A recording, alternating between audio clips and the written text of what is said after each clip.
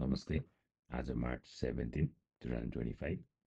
हामीले आज हाम्रो बुझ्दाएको नेप्से एनालिसिस 15 डेज पछि स्टार्ट गरेका छौँ। बिचमा ब्रेक हुनुको कारण चाहिँ हाम्रो टिमको व्यस्तता र मार्केट पनि डिलेमामै थियो। के हो कि नहो, मार्केट पनि एउटा बेरिस ट्रेन्ड जस्तै घटेको पनि भइरहेको थियो। एउटा करेक्सन नै हो बेरिस ट्रेन्ड भन्दा पनि।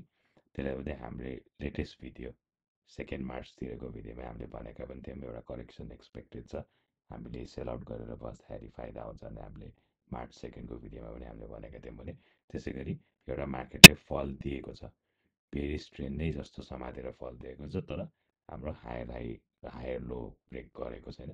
त्यसले गर्दाखेरि हामी स्टिल बुलिस नै छौँ। एउटा करेक्सन एक्सपेक्टेड थियो, तर एउटा हार्स करेक्सन दिएको छ। त्यसको साथ अब हामी आउने दिनमा हरेक दिन भिडियो ल्याउने प्रयास गर्दै नै राखेछौँ र कहिलेकाहीँ हाम्रो टिमको व्यस्तताको कारणले गर्दाखेरि चाहिँ भिडियो हरेक दिन नआउन सक्ने चान्सेस चाहिँ त्यतिकै नै छ।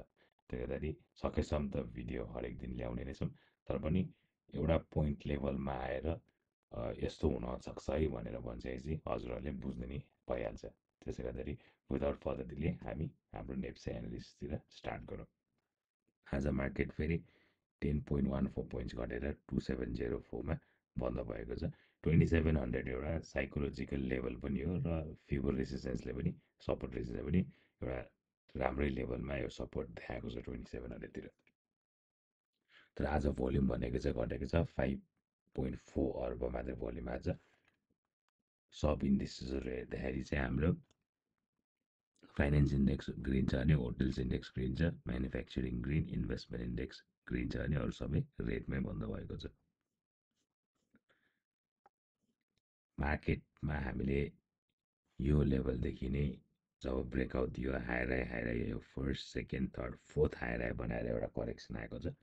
हायर लो ब्रेक गरेको छैन, मार्केटले लोवर लो बनाएको छैन।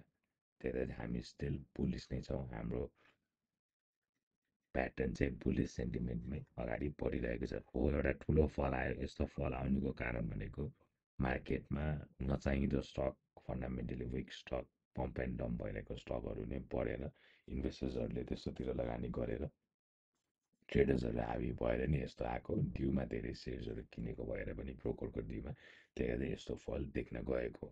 यसपालिको मार्केटको ट्रेन्ड नै एकदम ट्रेडर्सहरू र 72 आवर्स ट्रेडले गर्दाखेरि बिग्रेको ट्रेन्डले गर्दाखेरि नि यस्तो सार्प फल देखेको। यसरी जब हायर हाई बनाउँदै गए चाहिँ पोजिटिभ नै छ, तर यस्तो सार्प फलले गर्दाखेरि चाहिँ इन्भेस्टर्सको कन्फिडेन्स त लुज भइ नै हाल्छ। हामीले पहिलादेखि भनेको छ फिबो रेसिस्टेन्स 2673.78 हो। हाम्रो हायर लो पनि अस्ति बनाएको छ 2673 चाहिँ एउटा हाम्रो म्याक्सिमम्। योभन्दा तल गयो भने चाहिँ हामी डराउनै नै पर्छ, तर यो लेभलसम्म हामी स्टिल 2673 माथि स्टिल हामी बुलिस नै हो भनेर बुझ्न सक्छौँ। हाम्रो स्ट्रेन्थ एक्युमुलेसन 264देखि 261मा स्ट्रेन्थ एक्युमुलेसन अझै यो बेलामा स्ट्रेन्थ एक्युमुलेसन अझै भइदिएको भए 15 डेज जति यस्तो सार्प फल आउँदै थिएन। त्यही भएर स्ट्रेन्थ एक्युमुलेसन अलिकति हुने बित्तिकै प्लेयर्सहरूले एउटा मार्केट बढाए, त्यसले गर्दा पनि यस्तो सार्प फल आएको। स्ट्रेन्थ एक्युमुलेसन यदि 2645 261 एउटा राम्रो स्ट्रेन्थ एक्युमुलेसन भएको भए यस्तो सार्प फल नभइकन एउटा राम्रो मुभमेन्ट चाहिँ दिन्थ्यो। मार्केटको फिबो रेसिस्टेन्स 2673 छ। त्यसैले मार्केट घटिहाल्यो भने कतिसम्म एक्सपेक्ट गर्न सकिन्छ भने 2673 विच इज 30 पोइन्ट्स जतिको मात्रै तलतिर छ। 30 पोइन्ट्स म्याक्सिमम् घट्यो भने अब 30 पोइन्ट्स हो, त्यसले गर्दा डराएर बेचिहाल्नुपर्ने त्यस्तो केही छैन। 30 पोइन्ट्स घट्ला, एभरेज गर्ने, त्यसपछि एउटा सर्टेन कन्सोलिडेसन भएर बजार बढ्यो भने राम्रै। अब कन्सोलिडेसन त पहिला 2645देखि 261 हुन्थ्यो, अब यो लेभलमा कन्सोलिडेसन भयो भने पनि बजारलाई राम्रै मानिन सकिन्छ। अब यो लेभलमा आएर कन्सोलिडेसन भयो, अस्ति जस्तो यो लेभलमा कन्सोलिडेसन भएदेखि बस्दै यो लेभलमा अब कन्सोलिडेसन भयो भने भोलि पनि घटेर यो 2673को लेभलमा अलिकति कन्सोलिडेसन भएर यसरी कति दिन जति भएको छ भनेर भन्दाखेरि यो लेभलमा कति दिन कन्सोलिडेसन भयो हाम्रो भनेर भन्दाखेरि लगभग 31 डेज बार जति, 31 डेज 32 भने 32 बार एउटा कन्सोलिडेसन भएको छ भने यही लेभलमा 32 बार कन्सोलिडेसन भयो भने यहाँतिर यो लेभलतिर 32 बार कन्सोलिडेसन भयो भने फेरि एउटा स्विङ हामीले राम्रो एक्सपेक्ट गर्न सकिहाल्छौँ। त्यसैले यो लेभलमा सेल त हामीले भनेकै थियौँ, किनभने सडन करेक्सन आउने चान्सेस आएर भयो। यसले क्यान्डल पनि रेडै भनेको थियो, त्यही सडन करेक्सन आउने चान्सेस। यस्तो सार्प करेक्सन त मैले पनि एक्सपेक्ट गरेको थिएन, बोल्दाको तिमीले पनि यस्तो एक्सपेक्ट गरेको थिएन। 2700 2800 तल चाहिँ आउँछ एक्सपेक्टेसन थियो, तर लगभग 100 पोइन्ट्स नै बेसी खसेको पनि देखिन्छ। एउटा साइकोलोजिकल लेभल त ब्रेक गर्छ एकछिनको लागि, त्यसपछि 20-30 पोइन्ट्स 2780 2750तिर चाहिँ बसिन्छ कि भनेर एक्सपेक्टेड थियो यो लेभलमा। 2760 2650सम्म चाहिँ एक्सपेक्ट थियो, तर लगभग 50-60 पोइन्ट्स नै बेसी फल भएको देखेको छ। त्यसरी यो लेभललाई कन्सोलिडेसन भए पनि राम्रो, यो ठिकै छ। ब्याङ्किङ सेक्टर हेर्दाखेरि यो लेभलमा कन्सोलिडेसन भएको राम्रो थियो भने पनि एउटा सार्प मार्केट बढ्न त पऱ्यो, त्यसले फेरि यो लेभलमा कन्सोलिडेसन हुन आएको छ। ब्याङ्किङ सेक्टरमा कन्सोलिडेसन यो लेभलमा भएको पुगेको थिएन, त्यसले पनि खस्नु त स्वाभाविकै थियो। अझै कन्सोलिडेसन भएर माथि गएको चाहिँ ब्याङ्किङ सेक्टरलाई राम्रो नि हो।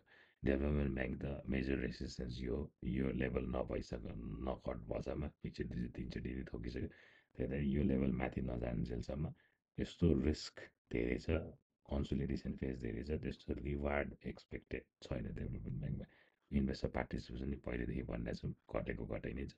फाइनेन्समा पनि इन्भेस्टर पार्टिसिपेसन एकदम नेग्लिजिबल भएको छ र सपोर्ट 2642 भन्दा पनि तल गएको छ। सडन बाउन्स एक्सपेक्टेड छ, तर रिवार्डको रेसियोमा रिस्क नै धेरै छ। रिस्क भन्दा पनि नबढ्ने हो कि भन्ने चान्सेस हाई देखिन्छ, किनभने डेभलपमेन्ट ब्याङ्क र फाइनेन्समा त्यस्तो इन्भेस्टर पार्टिसिपेसन देखिँदैन। माइक्रो फाइनेन्स एउटा हाई बनाएर एउटा सार्प करेक्सन पनि माइक्रो फाइनेन्स आएको छ। माइक्रो फाइनेन्समा करेक्सन आए पनि भोल्युम त घटेकै छ, तर पनि यो लेभल कन्सोलिडेसन जोन थियो माइक्रोको। यो लेभलभन्दा माथि एउटा सार्प आउँछ भने थियो, आयो पनि, मुभमेन्ट त आयो, तर एउटा सार्प फल मार्केट घटिँदाखेरि माइक्रो फाइनेन्समा चाहिँ बढ्छ भन्ने त हुँदैन। त्यसले सार्प फल त आएको छ, तर पनि स्टिल माइक्रो फाइनेन्स बुलिस नै छ। गभर्नरज्यू महाप्रसाद अधिकारीज्यू विधामा बस्न लाग्नु भइसक्यो र विधामा 10 डेज जतिको फर्स्ट स्लिपपछि 1 विक आउनुहुन्छ।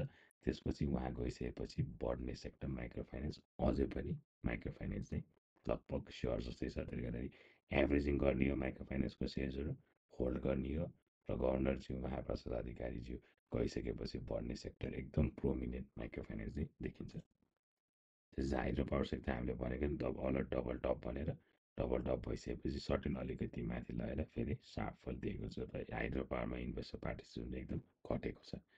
त्यसले हाइड्रो पावर सेक्टर पनि खासै, हाइड्रो पावर सेक्टरमा खासै अहिले चार्मिङ छैन, तर बुल लिड गर्ने भनेको हाइड्रो सेक्टरले नि हो। तर अबको दिनदेखि चाहिँ हाइड्रोमा पहिले जस्तो गेन नहोला कि भनेर देखिन्छ। अरू सेक्टरमा मुभमेन्ट आउने हो कि हाइड्रोमा चाहिँ गेन बढ्न त बढ्छ, हाइड्रो नबढिकन बुल त आउँदैन, हाइड्रो बढ्नै पर्छ।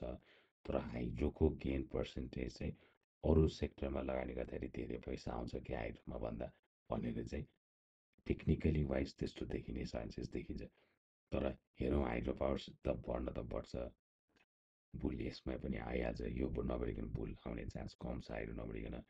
तर पनि रिस्क रिवार्ड र रिटर्नको रेसियोमा चाहिँ हाइड्रोमा अलिकति कम हुन थालेको हो कि भनेर चाहिँ सोच्न चाहिँ सकिन्छ, तर स्योर भएको छैन। त्यही हाइड्रो पावरमा हेरौँ के हुन्छ भोलिको दिनमा। लाइफ इन्सुरेन्स सेक्टरमा त हामीले भनिहाल्यो 12930 भन्दा माथि त बुल स्विङ आइहाल्छ भनेर, एउटा राम्रो आइहाल्यो पनि, र राम्रो बुल स्विङ आइसकेपछि फेरि करेक्सन त राम्रो पनि दिइसक्यो, करेक्सन पनि। तर पनि 12930 माथि नै छ मार्केट। लाइफ इन्सुरेन्स 13620 स्टिल अब अलिकति कन्सोलिडेसन भएर स्टिल लाइफ इन्सुरेन्स त बुलिस नै देखिन्छ। हामीले लाइफ इन्सुरेन्स भनेपछि नन लाइफ इन्सुरेन्स चाहिँ टेक्निकली त्यस्तो देखिँदैन। नन लाइफ इन्सुरेन्स चाहिँ टेक्निकली राइट एन्ड स्ट्रङ दिन्छ, नन लाइफ चाहिँ टेक्निकली राइट देखिँदैन। हामीले पहिल्यैदेखि भिडियोमा भनेको छ। त्यसै गरी कन्सोलिडेसन फेजमा आइसक्यो, बढ्नेको जति सबै नै नलिफाइड भइसक्यो नन लाइफ इन्सुरेन्समा। लाइफ इन्सुरेन्समा चाहिँ बढेको नलिफाइड भएको छैन। हामीले पहिलेदेखि भनेको थियो रिस्क रिवार्ड रेसियो लाइफ इन्सुरेन्समा धेरै छ, नन लाइफभन्दा पनि अझै हेर्नुहोस्, बढेको नलिफाइड भयो भने नन लाइफमा, लाइफमा बढेको नलिफाइड भएको छैन। यो चाहिँ नेचुरल ग्रोथ देखिन्छ लाइफ इन्सुरेन्समा। लाइफ इन्सुरेन्स हाम्रो माइक्रो फाइनेन्समा चाहिँ नेचुरल ग्रोथ देखिन्छ। आउने दिनमा दुईवटा सेक्टरले लिड गर्ने चान्सेस प्रोबेबल छ। अदर सेक्टरमा त हाम्रो टर्नओभर बढ्न थालिसकेपछि एचआरएल एनआरआइसी निफ्राहरू बढ्ने चान्सेस हुन्छ, हामीले पहिलेदेखि भनिहाल्यौँ। र एचआरएल एनआरआइसी निफ्रा जसरी बढ्यो मार्केटमा टर्नओभर आइसकेपछि त्यसरी नै अहिले करेक्सन चाहिँ देखिरहेछ। डबल टप भन्दा पनि एउटा यो रेसिस्टेन्स भन्दा पनि माथि हायर हाई बनाएको छ। यसले बुल स्विङ त ल्याएको छ हाम्रो अदर सेक्टरमा। तर अब आउने दिनमा यदि मार्केटमा इन्भेस्टर पार्टिसिपेसन कम हुँदै गयो, भोल्युम आएन भने चाहिँ हामी अदर सेक्टरबाट टाढा नै बस्नुपर्छ। यदि भोल्युम पनि बढ्दै गयो, 12 अर्ब 14-15 अर्बभन्दा माथि भोल्युम आयो भने हामी अदर सेक्टरमा चाहिँ इन्ट्री लिन मिल्यो। यदि भोल्युम 14-15 अर्बभन्दा माथि गएन भने चाहिँ हामी अदर सेक्टरबाट चाहिँ एक्जिट हुँदा नि बेटर हुन्छ। भोल्युम चाहिन्छ अदर सेक्टर चल्नको लागि। म्यानुफ्याक्चरिङ सेक्टरमा हामीले एक्सपेक्टेड थियो मिनिमम टार्गेट 7523 राखेको थियौँ भने हाम्रो 8000सम्म नै पुग्यो। हाम्रो 5th टार्गेट एकदम एक्सपेक्टेड टार्गेट 7761 थियो। 5th टार्गेट 1 2 3 4 5 बनाउँदाखेरि त्योभन्दा पनि त्योभन्दा पनि 7700 5% जति बढेर एउटा करेक्सन आयो। एउटा फ्लो 1 2 3 4 5 को स्विङ नै एन्ड भइसकेपछि त एउटा करेक्सन आउनु स्वाभाविक पनि हो। अब यो करेक्सन पछि अब कस्तो मुभमेन्ट आउँछ, इन्भेस्टर पार्टिसिपेसन हुन्छ कि हुँदैन, हामीले भोलिको आउने दिनमा हेर्न सकिन्छ। हामीले पहिल्यैदेखि भनेका थियौँ 7523 मिनिमम टार्गेट, 8 यो 7763 म्याक्सिमम टार्गेट भनेर भनेको थियौँ। मिटअप चाहिँ भएर करेक्सन देखेको छ म्यानुफ्याक्चरिङ सेक्टरमा। इन्भेस्टमेन्ट सेक्टरमा पनि एउटा राम्रो स्विङ आएर अहिले 107 छ। 103 भन्दा माथि चाहिँ इन्ट्री लिने भनेको थियो। 103बाट यता माथि 120सम्मै पुग्यो। अहिले चाहिँ 107मा करेक्सन भएर आएको छ। इन्भेस्टर पार्टिसिपेसन ठिकै छ। हिजोभन्दा आज इन्भेस्टमेन्ट सेक्टरमा टर्नओभर त आएको नै छ, तर कुनै पनि प्याटर्न चाहिँ देखिँदैन। बढिहाल्ने घटिहाल्ने केही देखिँदैन। इन्भेस्टमेन्ट सेक्टरमा इन्ट्री लिइहाल्नुपर्ने खासै जरुरत चाहिँ छैन। अब मार्केटै के हुन्छ भनेर बुझ्न त अहिले गाह्रै नै छ। त्यसले गर्दा पनि इन्भेस्टमेन्ट सेक्टरमा अहिले प्यासिभ नै छ मान्छेहरू। मार्केट के हुन्छ त भनेर भन्दाखेरि फिबो रेसिस्टेन्स 2673 म्याक्सिमम घट्यो। यो लेभलसम्म हामी प्रिपेयर चाहिँ हुनुपर्छ। यो लेभलसम्म आउन थाल्यो, छुन थाल्यो भने हामीले हाम्रो सेयर्सहरू चाहिँ एभरेज अप गरेर बाई गर्दाखेरि बेटर हुन्छ। धेरै घट्यो 2673, यो लेभलभन्दा अब 10-15 पोइन्ट तल माथि होला, तर यो लेभलमा चाहिँ हामीले it's a good buy position 2673मा। इन्भेस्टमेन्ट सेक्टर अब कुन चाहिँ सेक्टर मुभ हुन्छ भन्दाखेरि जुन चाहिँमा भोल्युम आउँछ, टर्नओभर, जुन चाहिँ इन्भेस्टर पार्टिसिपेसन जुन चाहिँ सेक्टरमा बढी हुन्छ, अब आउने दिनमा भोलि पर्सिको दिनदेखि त्यो सेक्टरमा चाहिँ हामीले ट्रेडिङ पोजिसन लिँदाखेरि बेटर होला। 2-3 दिनपछिको सेक्टरमा दिनपछि अथवा हाम्रो 2673 लेभलमा टच हुन लाग्दाखेरि हामीले इन्ट्री पोजिसन लिँदाखेरि हामीलाई घाटा चाहिँ नहोला।